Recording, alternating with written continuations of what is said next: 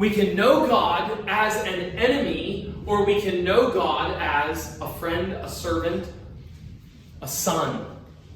We can know him with love and joy and hope and trust, or we can know him as an enemy and a rebel, and that's how all men start. Romans 5 verse 6. Do you know that verse? When we were without strength, Christ died for the ungodly. That's Romans 5 verse 6. 2 verses later. But God demonstrates his love for us when we were yet sinners. He died for ungodly men. So we can know him in those two ways. And then we closed last week with giving 18 ways that we can grow in our knowledge of God. And now tonight, we want to ask ourselves, when we begin to know God, where does our beginning start? What is the beginning? You can look in your notes on page 17. We're going to open the Bible, of course, but how is it that we can focus on everything at the same time? Because the Bible is a big book, 31,000 verses. Which one are you going to start with? Well, I'll be logical. I'll start in Genesis. Really, is that logical? Why not start in Matthew, where the light comes? Well, I'm going to start at the end and work backwards so that I can get a picture from the way things work out at the end. Where do you start? And which ones do you focus on? Which ones do you memorize first? So, we're going to start with those things that are nearest to our experience and then slowly reach outward. Even our doors have thunder. Paul, can you say that again, please? Look in your notes there. I've got several catechisms from different historic catechisms. The Westminster Shorter Catechism. What is God? Answer, God is a spirit. Stop. When they say God is a spirit, in that catechism question, what they're saying is, God in his essential nature is a spirit. And then after that, they list a number of attributes. Why did they choose those attributes and not others? They chose those in an attempt to summarize all of his others. But they could have chosen some that aren't on this list. Why not put beauty in there? Beauty's not on that list. But Psalm 27 and Psalm 29 says he dwells in the beauty of holiness. Why not list so many other attributes? Look at the next one, the Westminster for Children, 1648. What is God? God is a spirit and does not have a body. That's the one for little children, like 4-year-olds. So simple. He's a spirit, he does not have a body like men. Look at the Baptist Catechism. Who is the first and best of beings? God is the first and best of beings. God is. I like that one. I think that one's better than the Presbyterians. They're more scientific. We're a little more devotional. Number 4, Adoniram Judson. Did I write Adoniram Judson? It's actually Adoniram Judson's wife who helped write this catechism, and may have been the entire author of it. She writes, who is God? Answer, there is no beginning and end in God. Now that's interesting. When they want to teach the people in Burma, who always had Buddhist gods, how do they teach? Well, let me tell you this. God is a God such that he has no beginning and he has no ending. That's who God is. Who is he? A being with no beginning or ending. Question 2. How many gods are there? There's only one. So what they thought, if you're in a Buddhist context, what you're going to need the most is, there's one God, and he has no beginning and no end. Heidelberg Catechism. No question, God is assumed and explained, but not defined. Now that's interesting because the Heidelberg Catechism argues, God is not defined in the Bible. And some people say that even in order to define God is to limit him. What is a definition but the placing up of boundaries? When you attempt to define a piano, you say, it's a large stringed instrument. When you say large, you're putting up a barrier so that it can't be the violin, can't be the guitar, it's going to stretch somewhere past that. Or you could say, it's the stringed percussion instrument. But you're putting off barriers. When you define a piano, you're saying, no, no, no, no. This is what it is. Which is something like an act of authority. I will tell you what pianos are. Do you see that? That's not a piano. Do you see that? That's not a piano. Do you see this? This is a piano. And so the office of the Heidelberg Catechism said, let's not even define God, because even to define him is taking too much freedom for a mere man. Let's rather say, God is God. That's who he is. That's what he is. Go read the Bible. So which one's right? Are the Baptists right? He's the first and best beings. First means the highest authority. Best means the most beautiful and pleasing and happy in all respects. Or is the Heidelberg right? Don't define him. Don't take any authority over his being or his essence. Or is the Westminster Confession right? God is a spirit. That's straight from the Bible. You can't argue with that. John 4:24. But the Bible also says what? God is what? Love. God is love. Does the Bible not say God is holy? So why say God is spirit? Why not say God is holy? God is holiness. God is love. That's what God is. And the Heidelberg comes in and says, whoa, let's hold back on that. Well, tonight, let's attempt to study God. I shared those catechisms with you to open your mind to the concept of talking about God at all is difficult. It's difficult because he's so high, and we must keep constant reverence and fear when we talk about him. He is not a thing to be trifled with. If you will recall, of the 10 Commandments, the third one, you shall not take the name of the Lord your God in vain, and then there's a reason and a penalty. Only one of the 10 Commandments that has a penalty. Does anyone know the penalty for the third commandment? What is it? The Lord will not hold him guiltless. God will not forget your guilt. If you treat the divine being in any way that is irreverent or flippant or light or silly or foolish, if you do anything like that toward the divine being, he will not forget it. That is terrifying. And it was meant to be terrifying. Can you remember when that was given? That was given in Exodus chapter 20. What happened 3 days earlier? Or a few days earlier? God came to the top of Mount Sinai with thunder and lightning and a cloud. And he terrified the Israelites. And he told Moses, tell those people that they must not come near the mountain until they've cleansed themselves. And if they have wives, they must not touch their wives. And don't let any animals come through, because if they come through that line, they'll die. What was he intending to say? Before he gave the 10 Commandments, he says, I want you to know just how much you are supposed to fear my name. And in Deuteronomy chapter 5, verses 25 and 26, it's now 40 or 42 years later, and they're looking back on this time. And as they look back on the time, Moses is giving a review of what happened when he gave the 10 Commandments. And he says in chapter 5, don't you remember how it was? All of you were terrified when you saw the thunder and the lightning, because you knew God was on that mountain. And you said, let not God speak to us anymore. For if we hear the voice of the living God speaking out of the midst of the fire, then we will die. For who is there of all flesh that has heard the voice of the living God speaking out of the midst of the fire as we have and lived? They came to Moses terrified and said, don't let that one talk to us. Oh, please, I know he's God. I know he's creator. I know he took us out of Egypt. I'm terrified of him. He kills firstborn sons while they sleep. He opens up oceans when he wants it to. And when he comes down on top of mountains, if a goat touches the mountain, it falls over dead.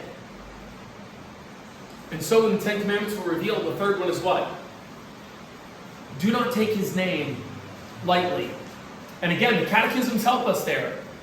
The Westminster Catechism says, we must not treat his word, his works, or his name in a light way.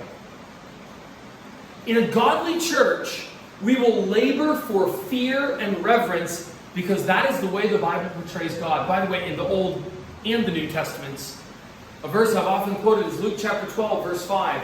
It needs to be quoted again and again because we have this idea. That's all Old Testament. That's the Old Testament God, as if there are two. The Old Testament God was angry, but in the New Testament it's not like that. But Luke chapter 12, verse 5, Jesus is speaking to them. And in verse 4 he says, my friends, he's talking to his disciples, to believers. And this is just 2 to 3 months before he was killed. Peter had walked with him for 3 years. Peter's in that context, because Peter's even referenced in Luke chapter 12. And God says, my friends, do not be afraid of the ones that kill the body, and then after that have no more that they can do. But I will tell you whom you should fear. Fear the one that after he has killed the body can throw the soul into hell. Yes, I tell you, fear him. Every part of that sentence is important. Don't fear those ones, but do fear this one. Those ones kill the body. What does this one do? He kills the body too. But he goes further, and then what does he kill? The soul. And then, as if you might forget it or not realize how important it is, after he finishes his sentence, he says, yes, I tell you, fear him. Yes, it's me talking. Do it like I said. My point here is, God is great and must be feared. In the preparation for this class, I will say it has been the most difficult, because I am most concerned lest I should say something that is either untrue, not good, or not beautiful. It would be not beautiful if it were not respectful. It would be untrue if it were not precise and biblical. It would not be good if I had not pondered the ways to communicate how you can change your lives, as in the prayer. Just now when I opened in prayer, do you remember how I started? May we be better fathers and men and husbands. May we be better church members and employers and employees and friends and brothers. Well, let's attempt to study God tonight. We'll look at him under 4 aspects. First of all, he is invisible. Look at number 1, letter A. He's the image of the invisible God. What would an image look like if it were the image of something invisible? He too is invisible. Colossians 1:15. Hebrews 11:27. By faith Moses left Egypt, not fearing the wrath of the king, for he endured as seeing the one who is unseeable. That's beautiful writing. He saw with the eyes of faith. He saw with the eyes of his heart. Ephesians chapter 1, verse 17. With those eyes Moses saw. 1 Timothy 1:17. Now the king eternal, immortal, and what? Invisible. Invisible. 1 John 4:12. No one has seen God at any time. If no one has seen God at any time, then what does it mean when it says, blessed are the pure in heart, for they will do what? See God. No one has seen God at any time, but the pure in heart will see him. As we're going to see throughout this course, words can communicate truth about divine glory, but no words are perfect, that is, complete, covering all the truths. So there is a sense in which see never fits to God's glory, and there is a sense in which see someday will fit to God's glory. And when we finally die and are in heaven, we will say, oh, he is too glorious to be seen, but now that I see him, you're contradicting yourself. And you'll say, now's not the time for logic chopping, now's the time for adoration. But whenever the time for logic chopping comes around in heaven, you and everyone with you will know there's a way to see, and there's a way that you can never see him. Well, he is invisible. He cannot be seen because he has no body. He is a spirit. Question, what is a spirit? Well, first of all, it is something not extended in space. What's the first part of that definition? Listen again, I'll tell you. What is a spirit? Something not extended in space. What's the first word in that definition? Not. The way we know is by analogy. But here we have to know something that's outside of what we know. So in Hebrew and in Greek, the word for spirit is pneuma. Oh, that's Greek. Breath, wind. What is spirit in Songa? Alpheus? What is spirit in Sutu? Moya is spirit and it's wind. Wind and spirit. Why would it be that way? Because when the languages were developed, they realized, wait a minute, we're trying to speak about things that are unseeable. How can you speak about realities that are unseen? Let's pick a word somehow that we have some sense connection to. Like spirit, like wind or air or breath. And so the word spirit is chosen. But when we say that God is not, or God does not have a body, or a spirit is not extended in space, what we're doing is we're learning by negation. Is that really knowledge? If you say to me, what's your name? And I say, it's not Tabero. Have you learned anything important? All you've learned is that of the 7.5 billion people in the world, I'm not one of them. There's still 7.499,999,999 people left. How good was that? Much knowledge that we have about God is by negation. Look at your notes, letter C, letter G, page 17. The via negativa. Via is Latin for way, negativa is Latin for, you should be able to figure it out. The negative way. How do we learn many things about God? By the negative way. Look at these attributes. What does it mean to be incomprehensible? Not comprehending. You just can't think of him. What does it mean to be infinite? It means not to be finite. There's no beginning and no ending. What does it mean to be independent? It means this particular one is not depending on anyone. Every one of these is negative. He's immutable. He's immortal. He's unstoppable. He's inconceivable. He's unending. All of these mean he's not a thing that you know. You know something about God, but if you really want to know him, it would be best if you start with this. He's not like those things that you do know. And spiritual realities around us represent the far greater mode of existence.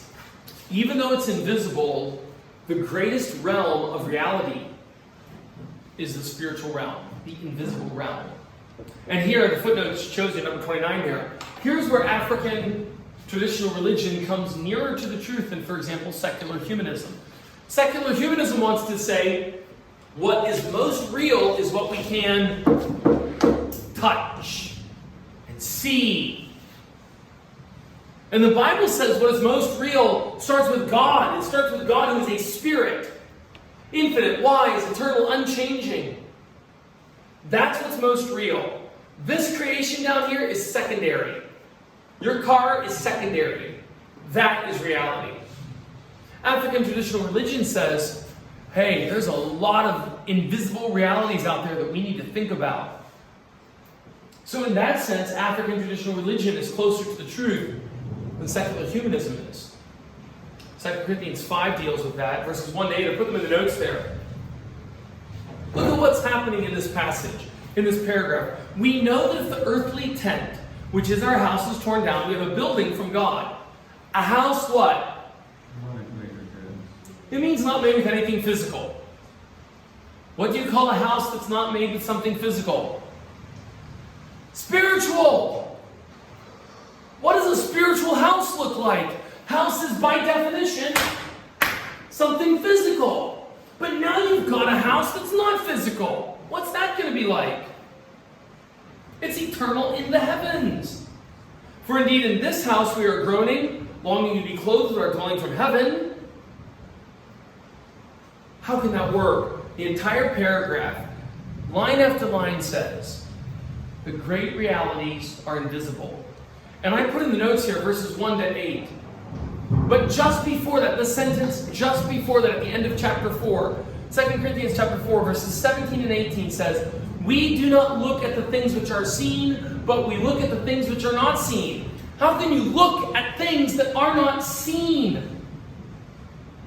The same way you can see a God who can't be seen. The same way you can pray that the eyes of your heart would be open. These are metaphors for the hidden beauties and glories of God himself. Scripture tells us about many of the glories of the spiritual world. 2 Kings 6, 16 and 17 tells us there are flaming chariots. Flaming chariots. If the vehicles are on fire, what do you think the drivers are like? John 14 tells us there are glorious homes and places to live, verses 2 and 3. Ephesians 3 verse 10 says there's all these layers of angelic powers and authorities. It's Ephesians 3 verse 10. And of course there's God himself who cannot be seen by eyes. But what does the Bible call God? A father. Can you see your father? It calls him a king. Can you see the king? It calls him the judge. It calls him a businessman. It calls him a husband. Now the reason all these types are used to refer to God is so that we might know something of who he is. Because we cannot know him. He's too high. He's too far. There's a throne room. There's the New Jerusalem. There's the Son of God. There's the Spirit of God. But God himself is somehow invisible to our senses. So therefore, we must give, this is our letter K. Therefore, we must give unusual attention to what? To the revelation that he has given. And last week we saw that he gives 4 kinds of revelation. He reveals himself, first of all, in creation. Pay attention to creation. Open your eyes and look at the birds. Look at those babies. Look at mountains and trees and stars. Look your eyes away. C.S. Lewis, when talking about this exact thing, said, we need to learn to develop, listen to this word, omnivorous attentiveness. Omnivorous. Omni means all. Nivorous comes from eating. Carnivorous, ravenous. And what Lewis says in that word omnivorous, we need to develop omnivorous attentiveness. We need to learn to always be looking, to be starving, to carefully look more, and to be more observant of God's glories and God's beauties. Try this as a homework assignment before next week. Before you come next week, find a plant that you're familiar with and look carefully at it until you see something beautiful in it that you had never noticed before. And then find an animal and do the same thing. And then find some part of the terrain, like soil or dirt or water or mountains or rocks, and do the same thing. And then look at your wife and do the same thing. Lewis talks of omnivorous attentiveness in an attempt to teach us that we need to give ourselves to the revelation that God has given. What's the first revelation? Creation. What's the second revelation? The Bible. This is why you're here on a Tuesday night.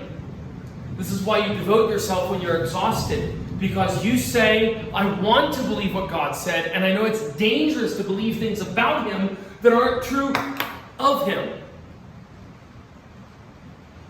Have you ever been frightened when you pray?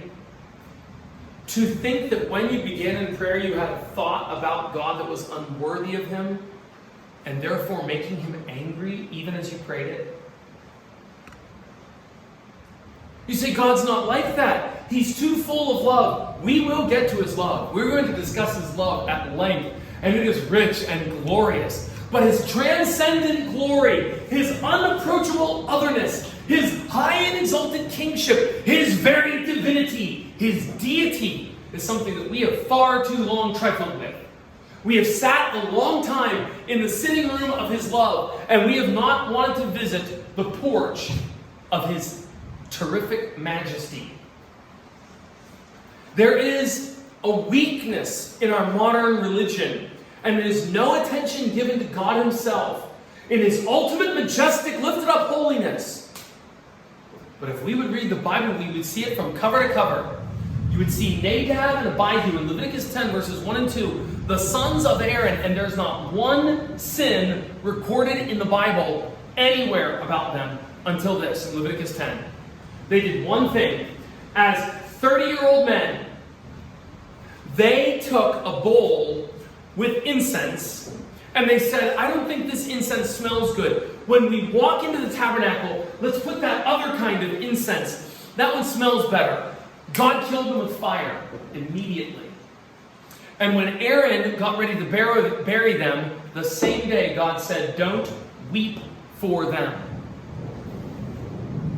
That's the exalted majesty of God. Or in 2 Samuel 6, when Uzzah reached out his hand to hold the ark, what happened to him? He died on the spot. And David was terrified to move the ark. And the Bible says he was angry at God. And God deals with him for his unjust anger. David is angry that a good man died by touching the ark. And God rebukes David. He takes the rebuke himself. He never said, oh, that was too much. And again you say, that's in the Old Testament. Acts chapter 5, verses 3 and 4. What are their names? Ananias and Sapphira. What did they do? They gave an offering at church, a really, really big offering. But then to make themselves look good, they said, oh, this was everything we had. And that was enough. God was so angry that he killed Ananias and caused his servant Peter to lay a trap for his wife. He did not go to the wife and say, quick, out of love, stop her before she does the same thing. Just stand there and wait for her to come. Don't say anything. And when she comes, what was the price of the land you sold? Why do you ask, Peter? I'd just like to know. It was so much. You'll die too. The young men are here to get you. That's in the new covenant. And that fits with Hebrews chapter 10, verse 31. Our God is a consuming fire. We have light and foolish views of God. We put on our Bucky, God never kills. Bucky's running around your town and it says on the front, God never kills. Read the Bible. It is a fearful thing to fall into the hands of the living God. He is a spirit. Because he is invisible, it is a great sin to make something physical as an object of worship. That's the second commandment, Exodus chapter 20, verses 4 through 6. Because he is invisible, it is idolatry to love physical things more than the invisible God. That's our problem. I don't think many of you have gone out and made a statue, and you've hidden it away in your house, and then every couple days you take it out and bow down. I don't think that's your problem. But let me ask, do you love something more than you love God? Let me ask you, when a false teacher misrepresents God, how high does your anger go? When a scratch comes in your new vehicle, how high does your anger go? When you drop the new phone that you've had for 4 days, or when you see God's name dishonored at a sporting event where they take the name of God and treat it like a filth word, which one makes your anger more? You know, that's people. I mean, we all do it. I do it sometimes. My phone! When your son drops your phone, or when your whole country says, oh my, which one bothers us more? Are we not all, honestly, very close to idolatry every single day? Some pastors, especially recently, have been saying, Idolatry is the master sin. And they might be right. But just before I started tonight, I was reading another author who said pride is the master sin. Another author, John Frame, says autonomy is the master sin. What's the answer? It doesn't matter. Stay away from all the sins. Because he's invisible, we must not make idols. Because he is invisible, number 3, we must take pains to discipline our minds to think on spiritual things. It is not easy to put your mind on spiritual things. Try it. Maybe we should turn off the recording and try something for 5 minutes straight. I'll set a timer and let's go for 5 minutes and just try to think about God and heaven. At the end of the 5 minutes, I'll ask, how many of us were distracted during that time? It's difficult. Number 4, because he's invisible, then Jesus Christ must occupy a preeminent place in our hearts, since he is the image of the invisible God. There must be much more of Christ in our hearts. Much more of him in our preaching and in our singing and in our praying and in our talk and our conversation and our counsel with our children. There must be much of Christ, because if you would see God, you should start by looking at Christ. John chapter 14, Philip says, show us the Father and it's enough for us. Jesus, have you been so long with me, Philip, and don't you realize that if you've seen me, you have what? Seen the Father. If you want to see God the invisible, look to Christ. And we have 89 chapters from Matthew to John. Let's master those chapters. That's why this year we're repeating over and over the teachings of Jesus. Study those teachings. Love them. Because this is what it means to love the invisible God. Number 2, he is rational. What is a spirit? It is a mind complete with all the rational and effective functions. Oh, here we're not being negative anymore. What is a spirit? Something not extended in space. No. That was on the invisible side. But now let's discuss this rationally. God is a rational God, before I say the word being. If he's rational, then that means there's a mind. That's Isaac Watts' definition of an angel. What is an angel? A created mind. What is God? The uncreated mind. He is the mind complete with all the rational and effective functions stretching out into infinity in every direction. You are a mind, and you have rational and effective functions, but yours hit a wall and stop. His do not stop, and they do not end because they're infinite. Yours are not only stopped because you're just so small, they stop because you've been squeezed into a body 2 meters long, 2 meters tall, 80 years long. That's how long you've got. And I think one of the reasons why he made the world that way is that it'd be very easy for us to remember. We are boxed in and we're very small. But isn't it just like sinners? We constantly tell ourselves that we know more than we do. We're higher than we really are. We're more clever than we are. We really have the corner on this particular knowledge. He is rational. Being a spirit means that he can communicate, he can reason, he can detect contradictions or errors. On the night before he died, Jesus referred to each of the 3 members of the Trinity as being rational beings. In John chapter 16, he says the Spirit is the Spirit of truth. You can't be the Spirit of truth unless you can say 2 plus 2 is 4, and 2 plus 2 is not 5. That's what a truthful statement would be. And Jesus Christ is the truth. John 14, verse 6. And God himself proceeds and issues the Spirit from his very being. John 15, verse 26. So if God can issue truth out of him and beget truth as the Son, then the Father must be truthful. He must be rational. What are the implications of this? Letter D. What are the implications? If God is a rational spirit, Then what does this mean? It means we must honor and uphold the laws of logic. Morality, beauty, they all flow from his eternal mind. When atheists say that it's wrong to kill or wrong to rape, the correct answer is, why? The only reason it's wrong to kill is that there's a big spirit who's over all the small spirits, and all the small spirits bottled up in their bodies, and that great spirit said no. That's why it's wrong.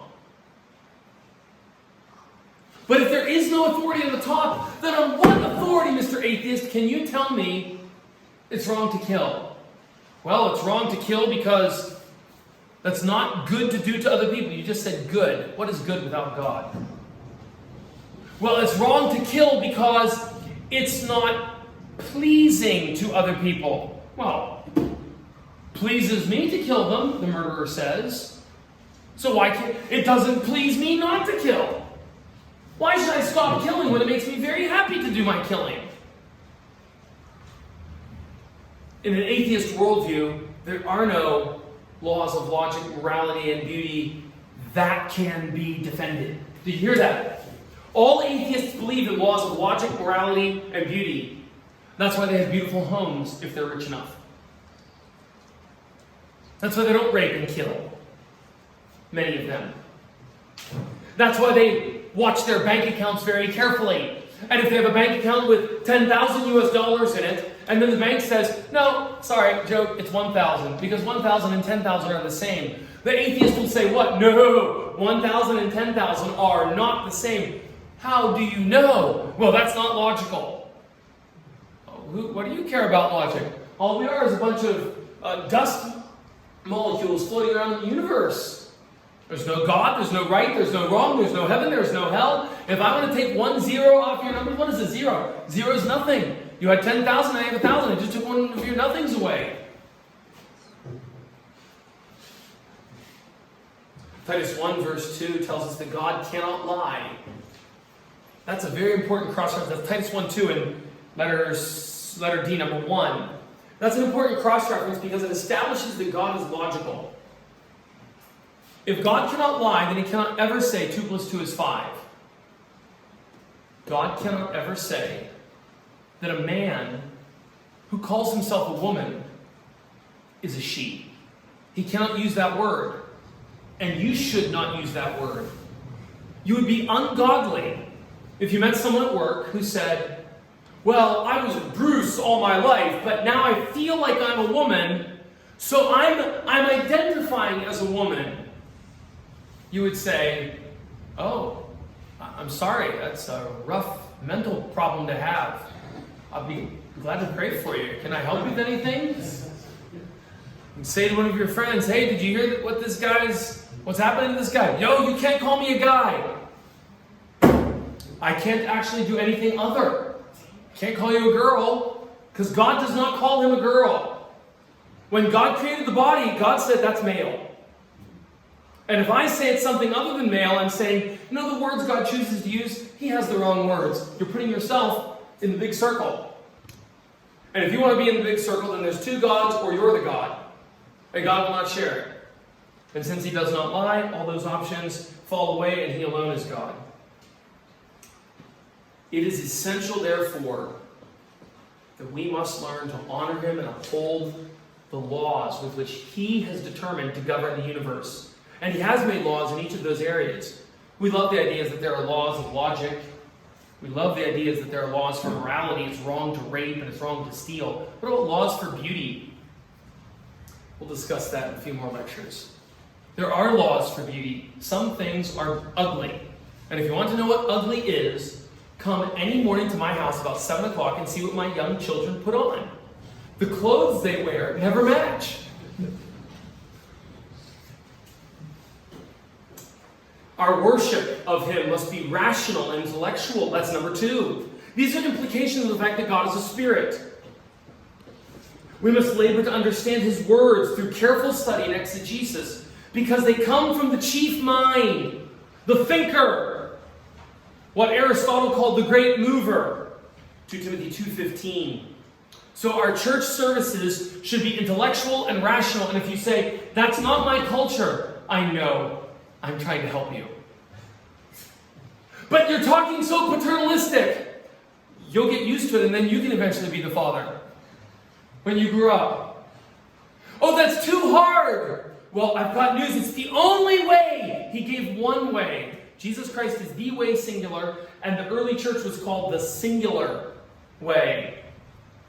Number 4, no Christian should speak against logic or careful thought. He should recognize that we are naturally sloppy thinkers because of our sin. We should strive to discipline our minds like an athlete trains his body. Do not speak against logic. Logic honors God. What is logic? It comes from the Greek word logos. Can anyone think of what connection that has with God? John 1 verse 1, in the beginning was the logos. Jesus is the logos, and that exact same Greek word shortly thereafter became the logic in the Romance languages of Europe. What that means is all correct thinking is a reflection of God's thinking. If we think right, it's because we're following God. And in the areas in which we do not think correctly, we are different from God. So let me ask you, is it a sin if you don't believe true doctrine? Yes. If God says, for example, that there is a God, and you say, no, there is not a God, would that be a sin? Yes, because God, the ultimate logical mind, has communicated the truth, and you say, I'm going to contradict it. What about something a little more difficult? What if we come into something like, let's just take something debated, election. And the Bible says in Ephesians 1 verse 4, chosen in Christ before the world was created. And then someone else comes along and says, no. Men were not chosen in Christ before the world were created. When they choose God, then they were chosen. Some people teach that. Would that be a sin to say that? Well, this is a little more complicated. It's not in the notes. It's just for extra pondering and reflection. There are some things that are complicated. There are some people who have differing degrees of light. But if a person were given light, if he were given truth, and if he refused to believe the words that he saw from God, or if he contradicts the verses of the Bible, well, yes, that would be a sin. If Satan were going to oppose the work of God, wouldn't he try to move us away from using our minds? He does. And brothers and sisters, I close this point right here. In the world's religions, Satan has blinded the minds. And I'll tell you what that looks like. When William Carey went to India in 1792, he arrived and found the Indians in such a state that the great majority of them, he says, could not follow his argument that there is one true God and that their gods were false and that the one true God wrote a book. Now, he was not saying they would not believe me. He's saying they could not understand the propositions. 30 years later, about 400 kilometers to the east, George and Sarah Boardman arrived and they began working with the Karen people. When they arrived and began working with them, George Boardman wrote in a letter back home and said, the people's minds have been so dark, I'm paraphrasing, the people's minds have been so darkened by sin that they cannot understand simple concepts of science, like wash your hands in order to stay away from germs and diseases. Or, he even wrote this, they cannot understand cause and effect argumentation. Because you did this, it had an effect a week later. Friends, George and Sarah Boardman were not saying the Karens were dogs. They were not saying they should not vote. They were not saying the Karens should be beaten. They were not saying the Karen people should be slaves. They were saying, we love the Karen people and are willing to die for the Karen people, which George did. But he said, I've got to be honest, that sin is so powerful, it has completely destroyed their rational capacity. God gave them the image of God, but sin has destroyed them. If you want to look for the cause of poverty in Africa, or in China, or in India, if you want to look for, Timothy, the author of the book Life at the Bottom. His name is running from me. He's written a number of books on social issues, sociology. It'll come back to me just now. Timothy. He wrote the book Life at the Bottom. And in the book Life at the Bottom, he discusses poor people in Great Britain. It's fascinating, at least the reviews I've read of it. I haven't read the book yet, but my birthday's coming up. Life at the Bottom discusses poor people in Great Britain. And this guy went through in his research many, many cases of poor people, and he began interviewing them and asking, what do you do as a habit? What do you do with your money? How do you think about education? How do you think about books? What kind of things do you do every day? What do you do in your day off? How do you solve problems with your wife or children? How do you handle things? How do you plan for the future? What do you do with your holidays? And on he asks all these questions. He compiles them into a database, and you know what he finds? Poor people in Britain act and think like poor black people and like poor Indians. Ultimately, the spiritual presuppositions and practical habits of character were exactly the same. Because poverty, in general, is a spiritual problem with spiritual roots. And when we get the one true religion, we get the solution to those things. And the solution to our problems begins with the Bible. God is a spirit, invisible and yet rational. And he is more. But let's stop now. Take a break.